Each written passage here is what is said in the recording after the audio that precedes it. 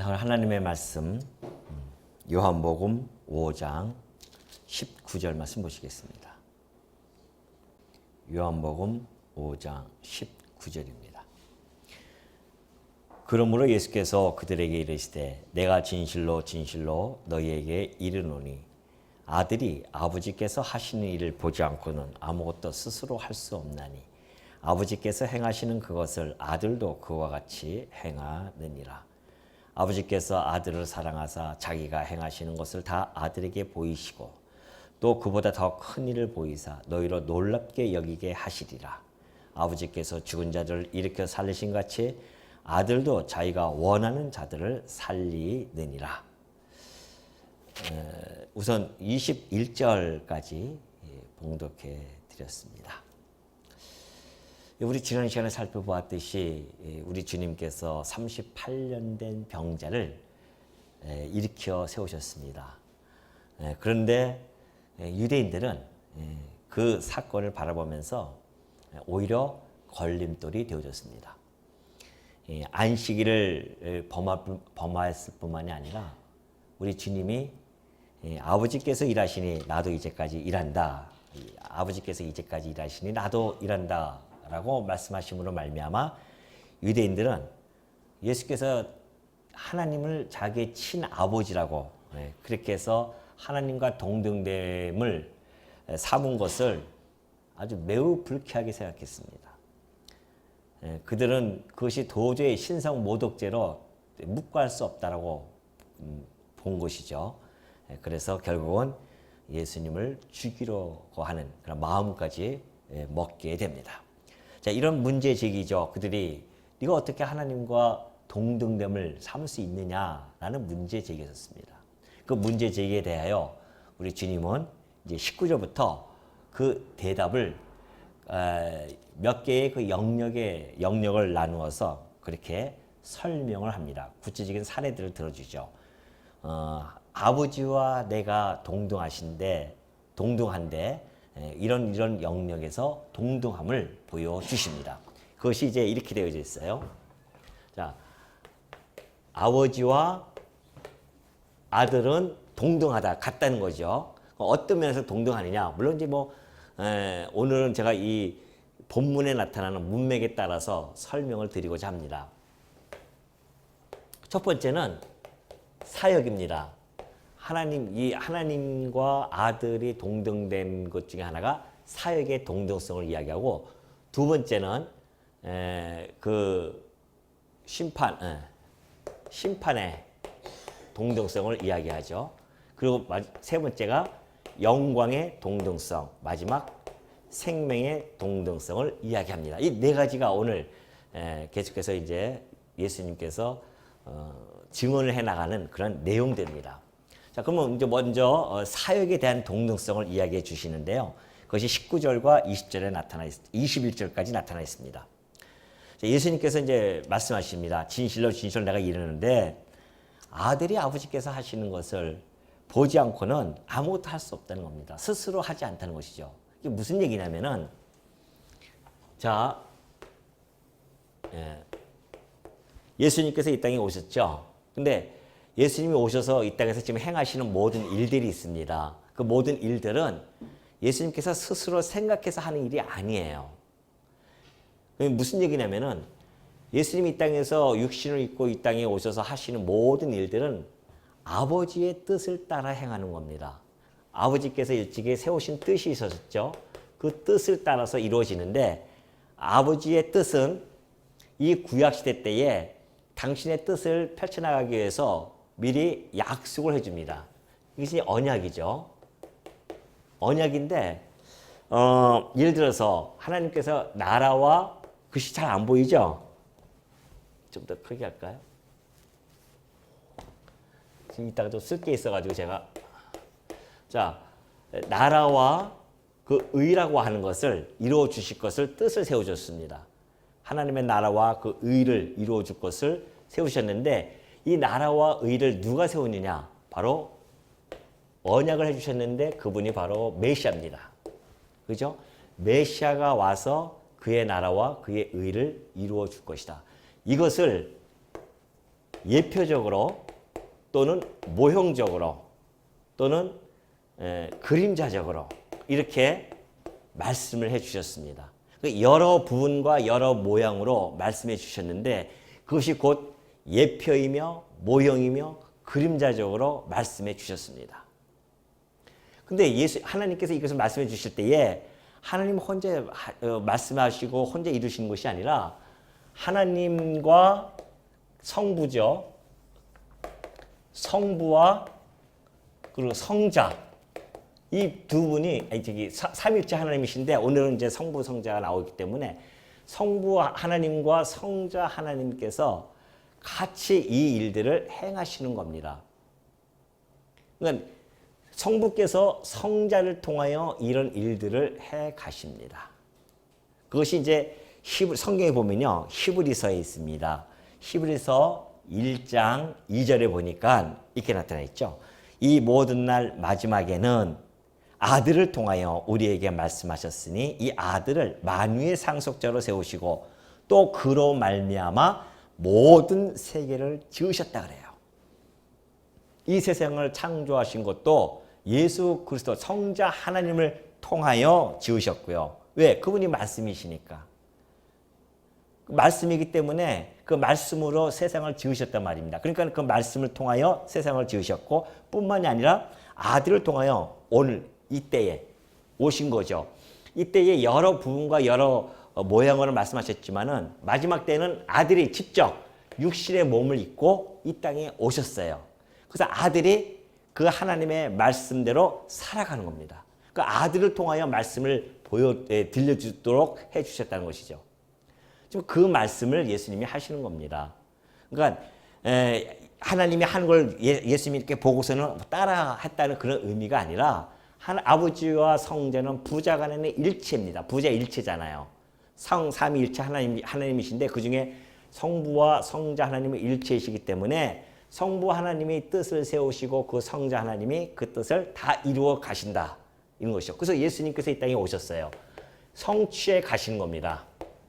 곧 그리스도로 이 땅에 오셔가지고서는 이 땅에 와서 하나님이 약속했던 이 모든 걸 예표적인 것들, 모형적인 것들, 그림자적인 것들을 실체가 오셔서 이 일을 해 나가십니다.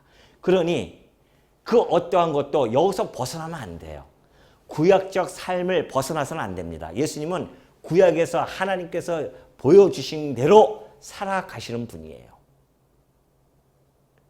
그러니까 예수님이 지금 그 말씀하시는 것이 내가 와서 내 뜻대로 행한 것이 하나도 없다.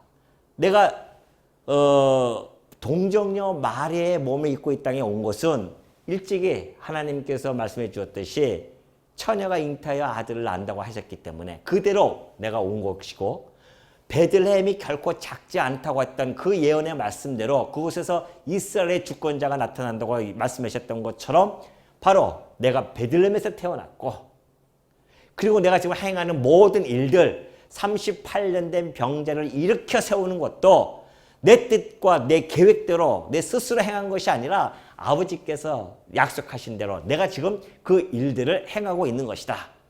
그러니 이 모든 일들을 행하는 이 사역적인 일들이 사역적인 면에서 아버지와 나는 동등하게 그 일을 지금 해가고 있다는 사실을 밝혀주는 거죠.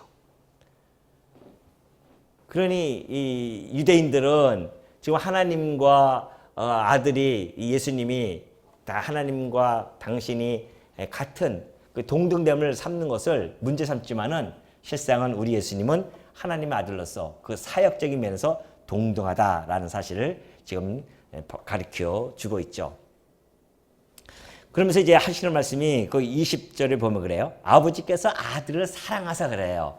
아버지께서 아들을 사랑하는데 이 사랑이라는 단어는 아가페가 아닙니다. 필레오라는 단어를 사용했거든요. 필레오라는 단어는 본질적인 관계를 나타내는 사랑입니다. 아버지와 나는 본질적으로 하나다. 이런 관계를 나타내는 사랑이 바로 필레오로 표현이 되어진 거죠. 예수님께서 아버지와 나는 하나이기 때문에 본질적으로 하나이기 때문에 하시는 모든 일들이 다 그와 동등되게 그 일을 해 나가는 것이다. 예수님이 하시는 말씀, 이게 다 아버지의 말씀이고요. 예수님이 하시는 행동, 이것이 아버지께서 그 아들을 통하여 나타내고자 하는 모든 일들이었다는 것을 예수님이 증언해주고 있습니다. 그러면서 다 아들에게 보이시고 또 그보다 더 큰 일을 보이사 지금까지 했던 모든 일보다도 더 큰 일을 보여주시는데 너희로 놀랍게 여기게 할 것이다 그래요. 놀랍다고 하는 것은 무슨 이야기입니까? 놀라운 일이라고 하는 것은 보편적인 일이 아닙니다. 보편적인 일들은 우리 인간들은 놀라지 않죠. 그럼 당연히 그런 일들이 일어나겠지. 이것이 보편적인 일들이거든요. 놀라지 않아요. 그러니까 놀랍도록 이렇게 놀라울 일이라고 하는 것은 보편을 뛰어넘는 일이라는 겁니다. 그 뭐가 있을까요? 이 땅에 살아가면서 우리의 생각을 뛰어넘는 일들이 도대체 무엇이 있을까요?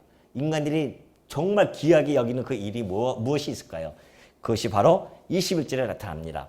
아버지께서 죽은 자들을 일으켜 살리신 같이 아들도 자기가 원하는 자들을 살리느니라 그래요. 아버지 죽은 자를 살려내는 일, 그거보다 더 큰 일이 어디 있습니까? 모든 인간들이 죽으면 끝이라고 그렇게 보편적으로 생각하고 있는데 죽은 자를 살려낸대요. 깜짝 놀랄 일이죠. 근데 아버지께서 죽은 자들을 일으켜 살리신 같이 아들도 자기가 원하는 자를 살린다고 하는 그 이야기는 일으키다 또는 살리시다 또는 살리느니라 이 모든 단어들이요 시제가 현재입니다. 현재 지금 그 일을 진행해 가시는데 예수님께서 그 살리는 모든 일들이 아버지께서 예수님을 통하여 살리는 중입니다. 이때부터 시작해서 살려나가는 일들을 하나님께서 아들을 통해서 해나간다. 그런 이야기가 21절에 지금 밝혀주고 있는 거죠. 그렇기 때문에 이 모든 사역이 지금 예수님께서 하시는 모든 일들이 하나님과 동등되게 그 사역의 일을 해가고 있다는 사실을 밝혀주었습니다. 그래서 22절에 가면요 이런 이야기가 있어요. 아버지께서 아무도 심판하지 아니하시고 심판을 다 아들에게 맡기셨으니 그래요. 심판의 동등성. 아까는 사역의 동등성 얘기했죠. 이제 심판의 동등성을 이야기합니다. 아버지께서 아들에게 심판을 다 맡기셨어요.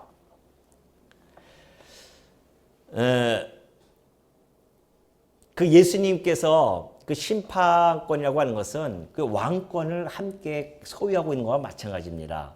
우리가 이제 말씀 보면은 계시록 11장 17절에 보니까 이렇게 나타나 있어요. 내가 볼 때에 요한이 이제 환상을 보고 있는데 내가 볼 때에 그의 발 앞에 엎드려 죽은 자 같이 되어졌어요. 그가 누구냐면 예수님이 지금 나타났어요. 근데 요한이 3년 넘게 예수님과 만지고 보면서 같이 먹고 그렇게 해서 예수님하고 같이 동고동락을 했던 제자였습니다. 예수님 가장 사랑했던 또 제자였었고요.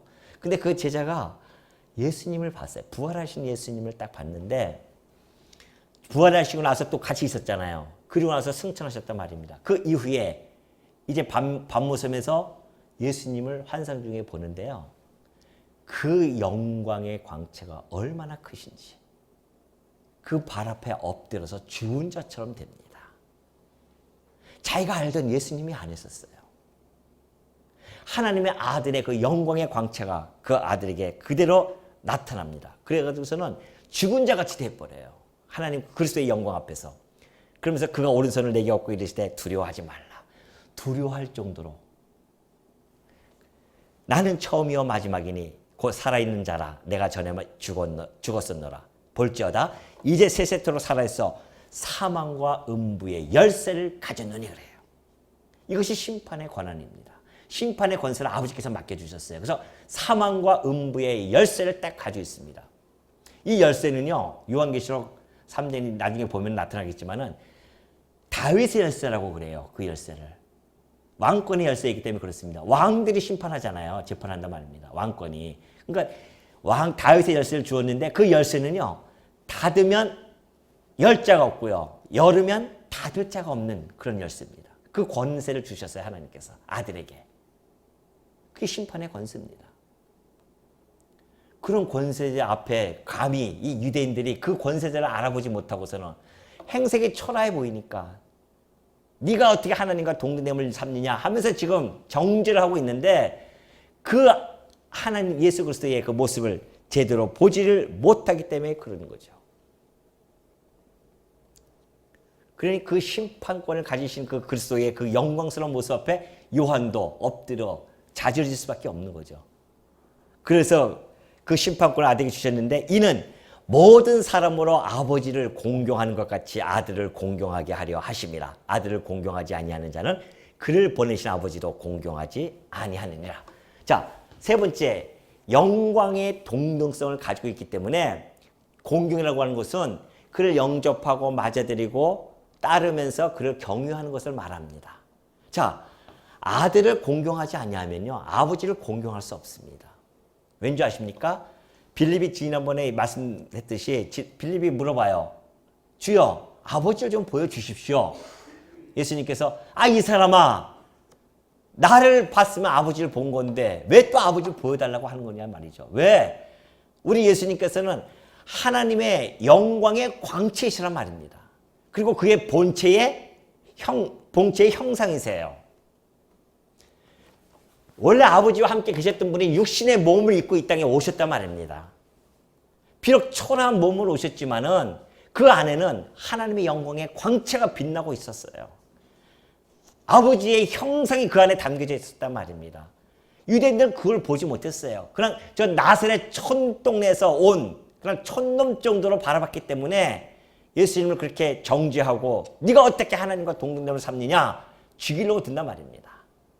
그 안에 계신 그 광채와 형상을 보지 못했기 때문에. 그러니 여러분, 예수님을 예수님답게 볼 수 있다는 것이 얼마나 행복한 일이고 복된 일인지 아십니까? 오늘 우리가 그 예수를 나사렛 촌놈으로 보지 아니하고 그분이 하나님의 영광의 광채이신 걸 우리가 깨달아졌고 우리가 그분을 갖다가 하나님의 형상으로 바라보면서 그 예수님을 바라보면서 아버지를 알 수 있다고 하는 이 놀라운 사실, 이것이 우리들에게 받아들여졌다고 하는 것은 이것처럼 복된 일이 어딨냐 말이죠.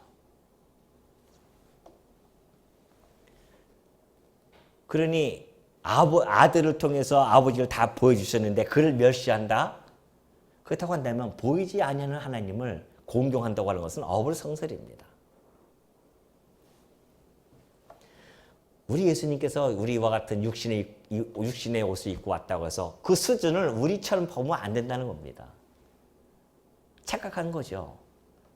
육신을 입고 이 땅에 오셨다고 해서 초라한 행색으로 오셨다고 해서 우리와 같은 레벨로 보면 안 된단 말입니다. 그분에게는 생사 여타권이 가지고 계신 분입니다. 심판권을 가지고 계신 분이에요. 그 누구도 그의 권세에 맞설 수 없는 자입니다. 공경의 일치를 보여주는 것은 아들을 공경하며 아버지를 공경한다고 하는 것은 본질상 이로나 그리고 사역적인 이로나 영광적으로나 하나님과 동등됨을 밝혀주는 내용입니다. 그러면서 예수님께서 이제 또 계속해서 말씀해 주시는데 24절을 보면 내가 진실로 너희에게 이르노니 그래요. 여러분 이 진실로는 아주 중요한 단어입니다. 아멘이라고 그랬죠. 아멘이라는 것은 이 문장 앞에 나올 때는 확실하다 또는 진실하다 이런 뜻을 가지고 있습니다. 그 최상급의 의미를 담고 있어요. 가장 확실한 일이다 그런 이야기입니다. 그래서 예수님 이 복음서에서는 이 진실로라는 단어는요 예수님뿐이 사용 안 합니다. 복음서에서는. 근데 복음서 중에서도 요한복음에서만 25번이 25번이 사용되어지는데 이 5장에서 3번이 사용되잖아요. 지금 아까도 진실로 나왔죠. 여기서도 24절에서 진실로 나오죠. 25절에서도 진실로 나옵니다. 아주 중요한 이야기예요. 확실히 되어진 일들. 우리가 무조건 믿어야 할 일들을 그런 일들을 말씀해 주시죠. 진실로. 그 이야기를 하시는데 너희에게 이르노니 내 말을 듣고 또 나 보내신 이를 믿는 자는 영생을 얻었고 심판에 이르지 아니하나니 사망에서 생명으로 옮겼느니라. 얼마나 중요한 이야기입니까? 그래서 이 진실로 지금 그 이야기를 하신 건데 자, 내 말을 들어요. 예수님께서 하시는 말을 들으면 자, 예수님이 하시는 말씀이 뭡니까? 예수님이 뭘 말씀하시죠? 단마디로 축약이 되어집니다. 내가 하나님의 아들 그리스도야. 예수님이 하시는 말씀은 오직 그것뿐이 없습니다. 내가 하나님의 아들 그리스도다. 이 모든 표적적인 사건을 보여주는 것도 내가 하나님의 아들 그리스도임을 표적됨을 보여주는 사건이란 말입니다. 모든 교훈을 이야기하는 것도 하나님의 아들 그리스도이심을 증거해주는 내용들이고요. 그 말을 들어요. 예수님이 하시는 말씀이 내가 하나님의 아들 그리스도야. 그걸 들어요. 그렇다고 한다면 하나님의 아들을 그리스도로 한다면 언약하신 대로 오셨다는 거 아니에요? 그러면 하나님이 언약하셨는데 언약대로 이루시는 여호와구나 라는 것을 믿어요. 하나님은 여호와이시구나. 혹은 여호와는 하나님이시구나. 언약대로 이루시는 분이 전능자이시구나. 전능자가 곧 언약대로 이루실 수 있는 분이시구나. 이걸 믿어요. 그래서 그분이 살아계시 존재하고 계심이 확실하다. 이것을 믿을 때 나타나는 그 믿음의 효능이 어마어마합니다. 볼까요? 믿음의 효능이 나 보내신 이를 믿는 자는 어떤 결과가 나타나냐면요.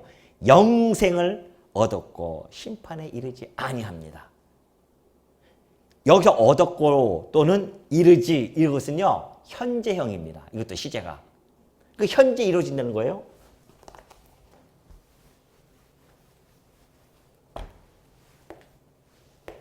자, 여기서 영생을 얻고요. 심판에 이르지 아니합니다. 심판에 이르지 아니해요. 이것이 이 땅에서 이루어지는 겁니다. 현재 진영으로 이루어져요. 근데 이 결과죠. 이 결과가 돌출되기 전에 먼저 선 조치가 이루어집니다. 어떻게 이루어지냐면, 자, 믿어요. 예수님이 하나님의 아들 그리스도다. 그 믿을 때요. 놀라운 역사가 벌어지는데, 자, 여기서는 죄와 사망의 법에 꼭 묶여 있는 곳입니다. 죄와 사망의 법에 꽉 묶여 있었어요.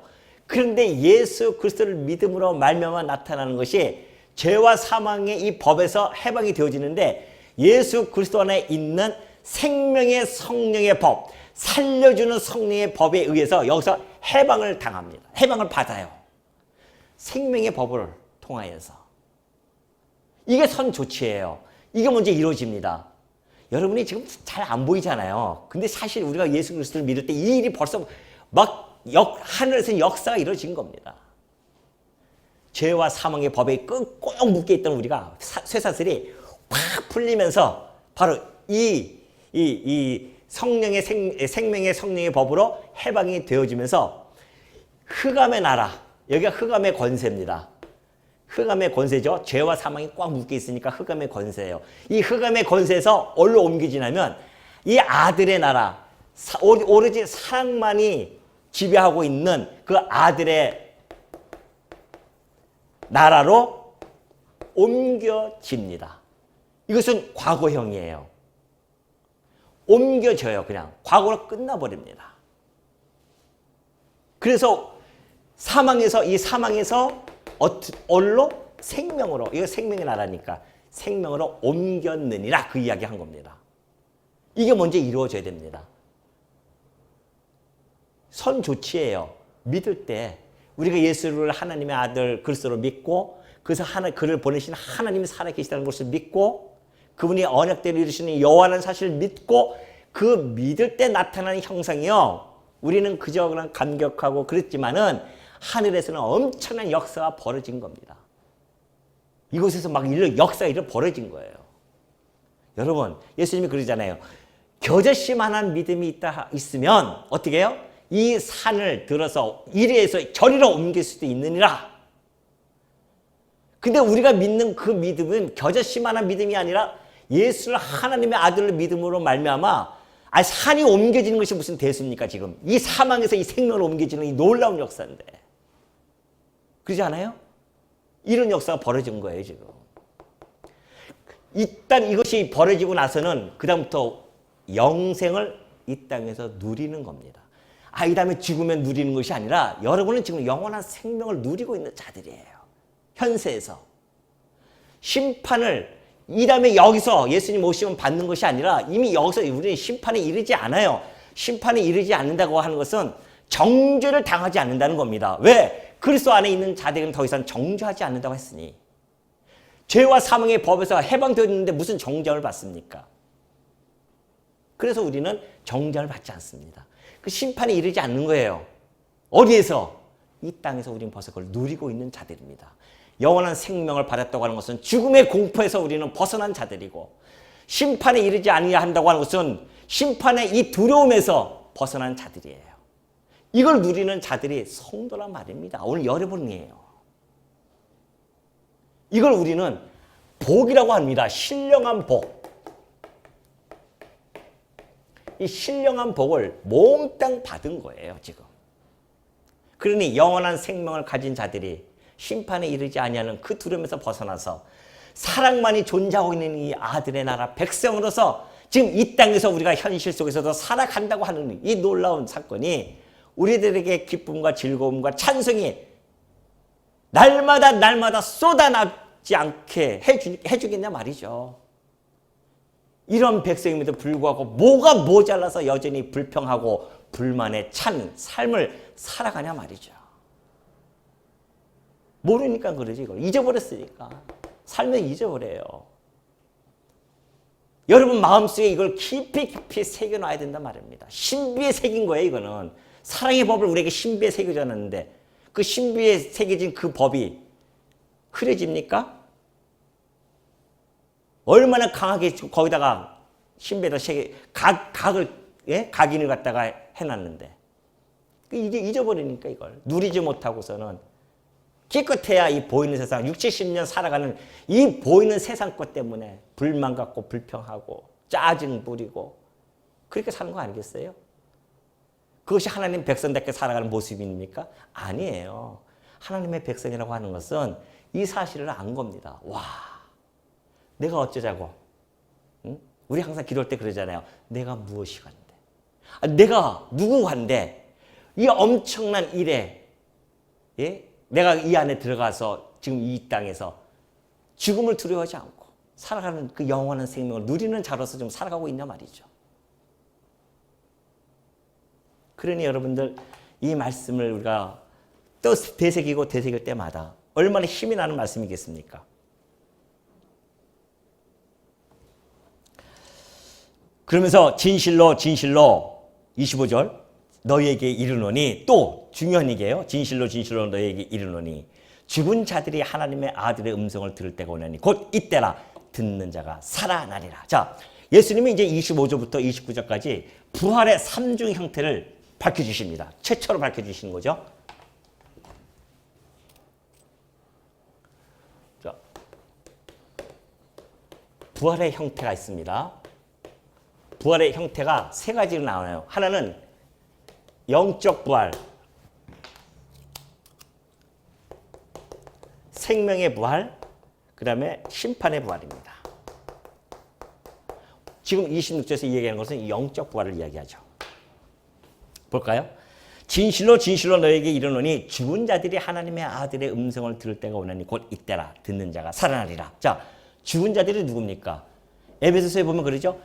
너희가 그때에 죄와 허물과 죄로 죽었던 그래요.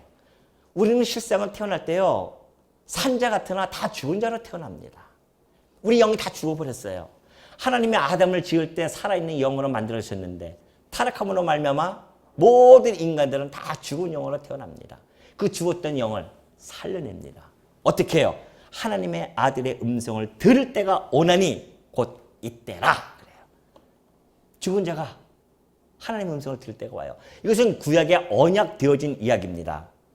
시편에 보면요. 시편 95편 7절에 보면 이렇게 나와 있죠. 그는 우리의 하나님이시요 우리는 그가 기르시는 백성이며 그의 손이 돌보시는 양이기 때문이라. 우리가 오늘날 너희가 오늘 그의 음성을 듣거든 너희는 무리바에서와 같이 또 광야의 마사에서 지냈던 날과 같이 너희 마음을 완악하게 하지 말지어다 그래요.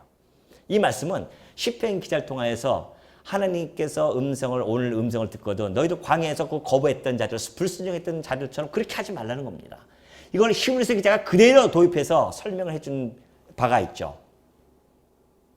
그의 음성을 듣거든 마음을 완악하게 하지 말고 그를 받아들이는 것. 이것이 바로 주님의 음성, 이 첫 번째 음성이에요. 이거는 이 첫 번째 음성은 구원의 음성입니다. 구원을 구하는 음성이에요. 이것이 바로 언약대로 들려지는 복음의 소리입니다. 이 복음의 소리가 들릴 때인데 그때가 언제냐? 지금이에요. 언제? 이때. 마지막 때. 이때를 무슨 때요? 은혜의 때요. 무슨 날? 구원의 날이로다. 이 음성이 이때부터 시작해서 지금 계속해서 줄기차게 들려오고 있습니다. 여러분 그 음성을 들으셨잖아요. 들으셨죠? 사랑하는 내 아들아 들으셨습니까?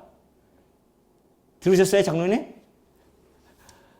사랑하는 내 음성이 그렇게 들리는 게 아닙니다. 주님의 음성은 바로 이 말씀입니다. 이 말씀을 통해서 2000년 동안 우리들에게 줄기차게 들려왔습니다.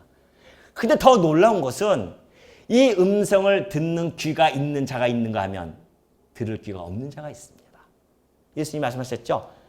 귀 있는 자는 들을지어다. 귀 있는 자가 있고 다 있는데요? 아니에요. 영적인 귀가 들린 자가 있으면 영적인 귀가 있는 자가 있는가 하면 없는 자가 있습니다. 저는 너무너무 감사합니다. 왜? 제게는 들리는 귀가 있어요. 우리 주님의 음성이 너무 또렷하게 들려옵니다. 우리 주님께서 내가 하나님의 아들 그리스도야. 이 말씀이 이 성경을 통해서 내게 전달되어지는데 너무 또렷하게 들려옵니다. 그래서 믿어지는 거예요. 하나님의 아들이 그리스도 분명하도다. 그가 하는 모든 폐쇄적 사건을 보면서 왜 안식일날 당신이 이것을 합니까? 안식을 범합니까? 그게 아니라 저에게는 그것이 하나님의 아들의 폐쇄적 사건으로 들려온단 말이죠. 보여지고 들려진다고 하는 것, 이것처럼 행복한 것이 어딨어요? 이것이 복된 자녀입니다. 오늘 여러분과 제가 이 복된 자리에 앉아있는 자 아닙니까? 여러분들 다 들려왔기 때문에 지금 이 자리에 있는 거 아니겠어요? 그런 이 들릴 수 있는 귀가 하나님이 주셨다는 것에 대해서 얼마나 감사와 찬양이 넘쳐나겠냐 말이죠. 너무 많아요. 감사거리가, 찬양거리가 너무 많습니다.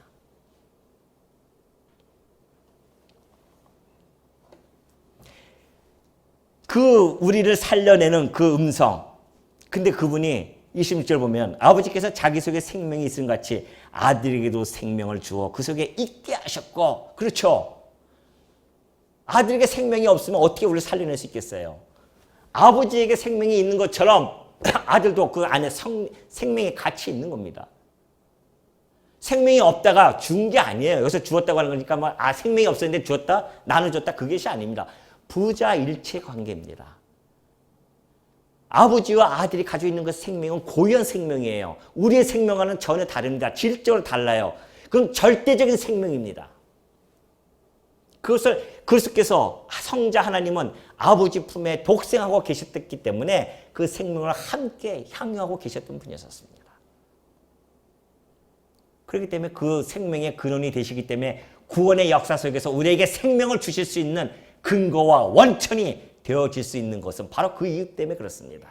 하나님께서 성자 하나님과 성부 하나님이 같이 가지고 계신 생명, 그 절대적인 생명, 우리 그 두 분만이 독점하고 있는 절대적인 생명이라는 사실을 알 수가 있습니다. 예수님께서 요한복음 처음에 우리 공부할 때 그러잖아요. 예수님 보고 그 안에 빛이 있으니, 그 안에 생명이 있으니 이 생명이 곧 사람들이 뭐예요? 빛이라. 빛이 살려주는 거 아니겠어요? 그 안에 생명이 있기 때문에 우리를 살려줄 수 있단 말입니다. 그래서 이 생명의 안에 거하게 되어진 거예요, 우리가 가지고 있는 영생도요, 주님이 가지고 있는 그 생명과는 질적으로 다릅니다. 우리의 영생은 주님의 그 생명의 근원에 잇대어서 있기 때문에 영원한 생명을 살 수 있는 것이지, 주님이 그 영원한 생명 거둬가면 부활해도 무슨 의미가 있겠어요? 주님의 안에 거하기 때문에 우리가 영원한 생명 안에 거할 수가 있는 겁니다. 그래서 26절 보면 그 말씀이 아버지께서 자기 속에 생명이 있음 같이. 자, 생명, 아버지와 아들 간의 생명도 동등하다. 그걸 말씀해주고 있는 거죠. 그러면서 또 인자됨으로 27절, 또 인자됨으로 말미암아 심판하는 권한을 주셨느니라. 그래요. 인자됨으로 말미암아 심판. 인자가 어디서 많이 들으셨죠? 구약적인 언어를 썼습니다. 어디에서? 묵시적인 인물이었었어요. 다니엘서에 나타납니다.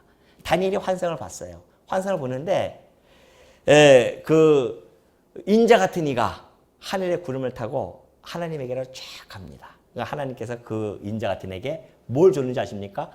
권세와 영광과 나라를 주십니다. 근데 그 권세는 영원히 소멸하지 않은 그런 권세를 주셨고요. 그 나라는 영원히 멸망하지 않을 나라를 주십니다. 그것이 바로 심판의 권세예요. 그 아들에게 다니엘서를 통하여 그 인자에게 주실 것을 이미 예언적으로 보여주셨습니다. 그래서 예수님이 오셔서 인자라고 표현하는 분은 예수님뿐이 없어요. 왜 인자인 줄 아십니까? 창세기 때 하나님께서 약속해 줬기 때문에 그래요. 여자의 후손으로 내가 보낼 것이다. 메시아를. 여자의 후손이 뭡니까? 인자의 아들이에요. 그래서 그 육신을 입고 이 땅에 오셔서 당신의 아버지의 모습을 그대로 보여주고 계십니다. 이 인자는 이 종말의 나라, 이 모든 나라를 다스릴 권세를 가지신 분입니다. 그러면 왜 인자됨으로 말미암아 심판하는 권한을 주셨을까요? 인자됨으로 말미암아 원인이 있어요? 그 인자됨으로 말미암아 심판을 줬습니다. 이것은 빌립보서에 잘 나타나 있습니다. 빌립보서 2장 6절 볼까요? 자, 2장 6절부터 8절까지는 인자됨에 대한 이야기입니다. 그는 근본 하나님의 본체시나 하나님과 동등됨을 취할 것으로 여기지 아니하시고 하나님의 본체였었어요. 동등되시지만 동등됨을 취하지 않고 육신을 먹고 오히려 자기를 비워 종의 형체를 가지사 사람들과 같이 되셨고 사람의 모양으로 나타나서 자기를 낮추시고 죽기까지 복종하셨으니 곧 십자가에 죽으십니다. 이것이 곧 비하의 신분입니다. 신학적인 용어가 비하의 신분이 2절부터 6절부터 8절까지 나타납니다. 하나님의 본체, 원래 형체였었어요. 하나님의 본체였었습니다. 근데 그분이 자기를 비워서 종의 형체가 뭐예요? 종의 형체가 사람의 모양입니다. 아니, 하나님께서 종의 형체, 이 사람의 몸을 입고 이 땅에 오신다고 하는 것이 얼마나 모멸스러운 일이며, 예? 정말 그 비하의 신분이나 말이죠, 그게. 그렇게까지 죽기까지 복종하셨어요. 하나님의 아들이 아버지의 말씀을 자기를 이렇게 낮추시고 더군다나 십자가에 죽기까지 하셨습니다. 누굴 위해서? 우리를 위해서요. 우리를 위해서. 내가 무엇인데 그 놀라우신 영광에 가지고 계신 분이 뭐하러 이 땅에 내려오시나 말이죠. 그리고 나서 2장 9절부터 보면 이제 지금 그 권한, 심판의 권한을 나타냅니다. 2장 9절은.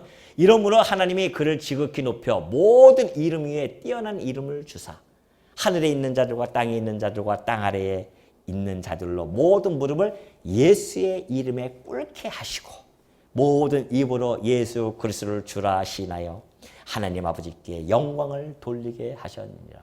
하나님께서 그 아들을 승귀의 신분으로 올려주십니다. 승귀의 신분이에요.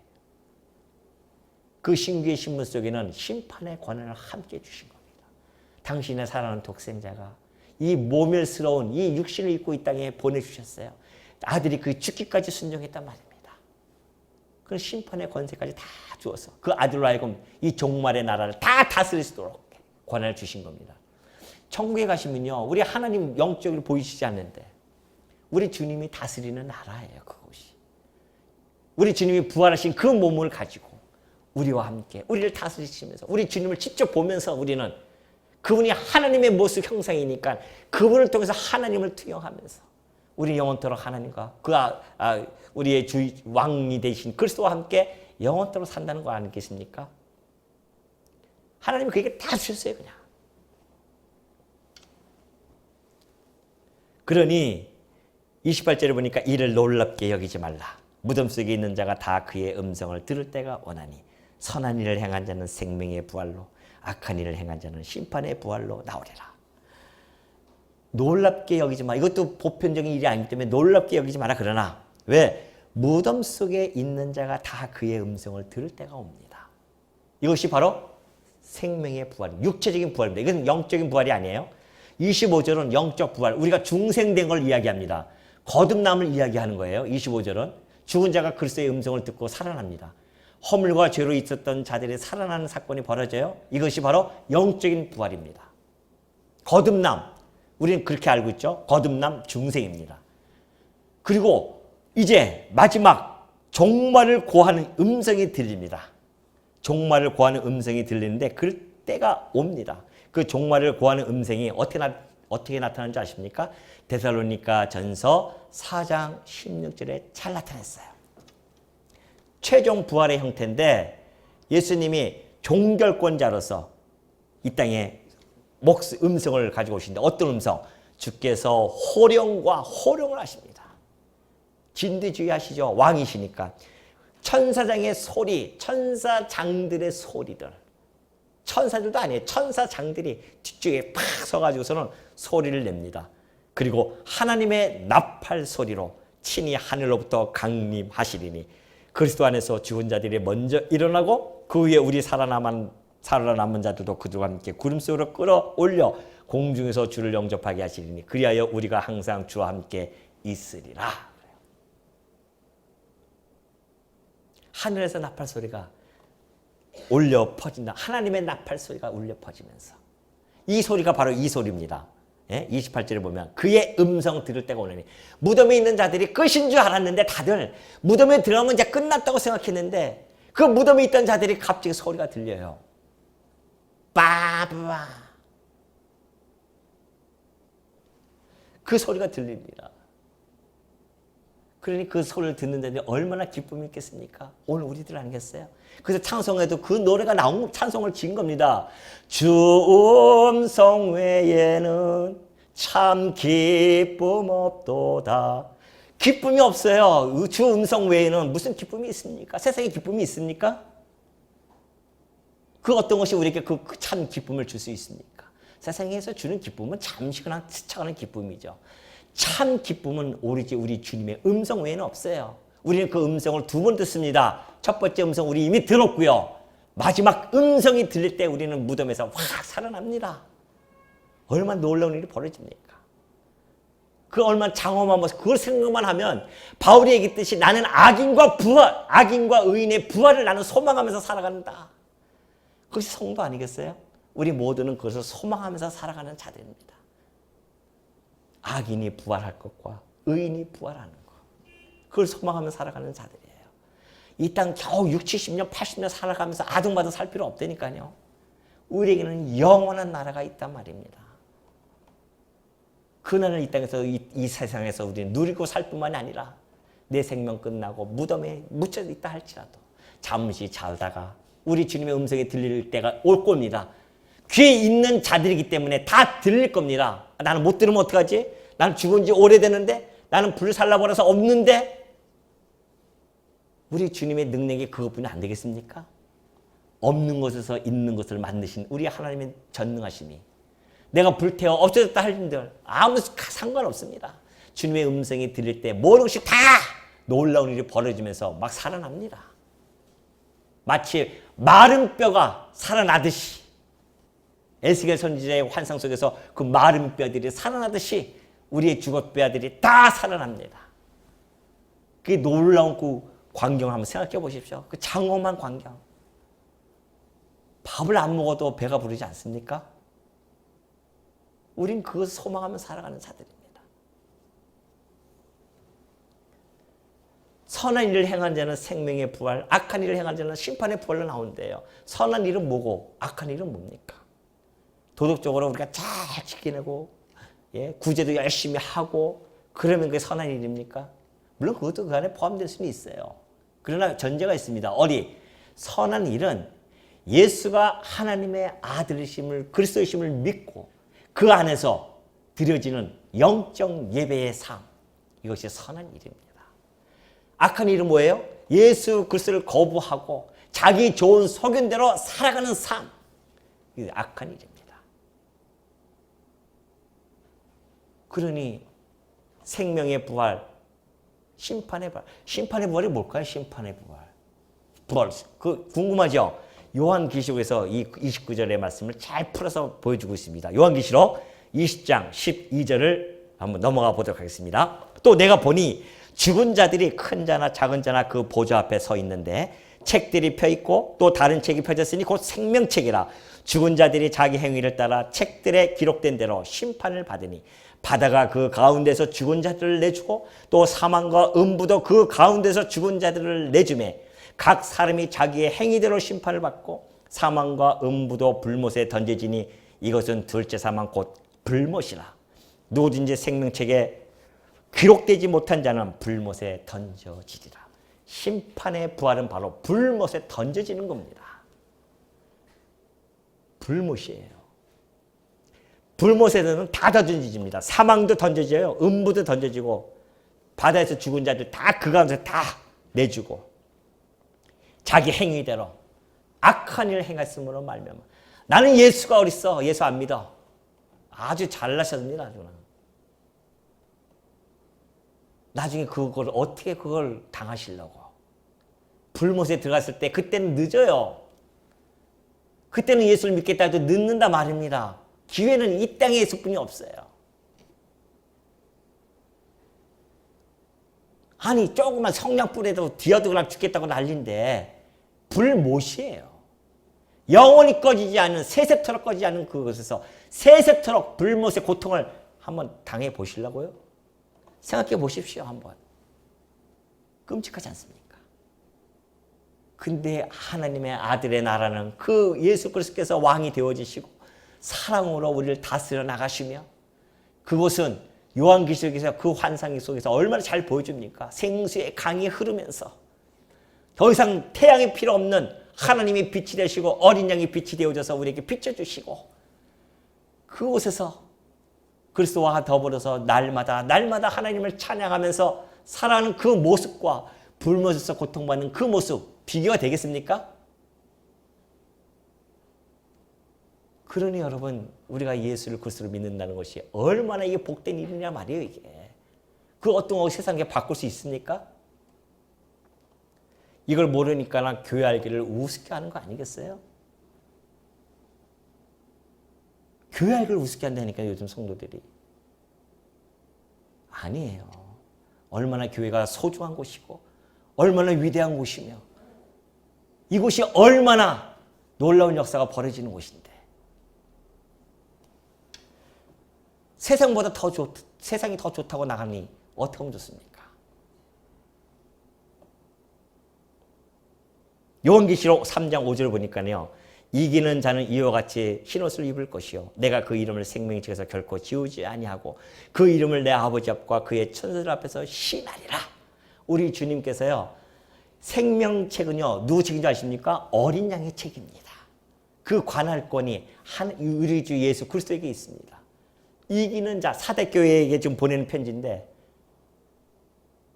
이기는 자들, 예수 그리스도를 부여잡고서는 이 땅에서 살아가면서 이기는 자들, 어떤 어려운 난관이 온다 할지라도 어떤 어려움이 온다 할지라도 어떤 조롱과 멸시함이 온다 할지라도 핍박이 온다 할지라도 그것 때문에 예수 그리스도를 버리지 아니하고 자기 생명을 버리는 자들, 이기는 자들에게는 우리 주님께서 절대 생명책에서 기록해서 벗어나지 않고 지우지 않는다고 합니다.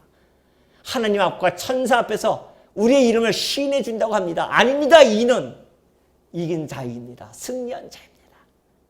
우리 주님이 보증이 되어줘서 우리를 붙들어 주시고 그 영원한 천국에서 영원토록 살 수 있도록 우리 주님이 보장시켜 주신다는 이야기입니다. 성도 여러분, 얼마 남지 않은 우리의 삶 속에서 날마다 우리가 그리스도와 함께 더불어서 이 험한 세상에서 승리하면서 살아가야 되지 않겠습니까? 오늘 우리 성도님들은 우리 그리스도를 붙잡고 우리에게 주신 그 영적 예배를 드리면서 오로지 우리의 소망을 바라보면서 악인과 의인의 심판의 부활을 바라보면서 이 땅에서 그 어떤 것도 참고 견뎌내며 이겨나가는 우리 주의 종들 성도님들이 되어지시기를 당부드립니다.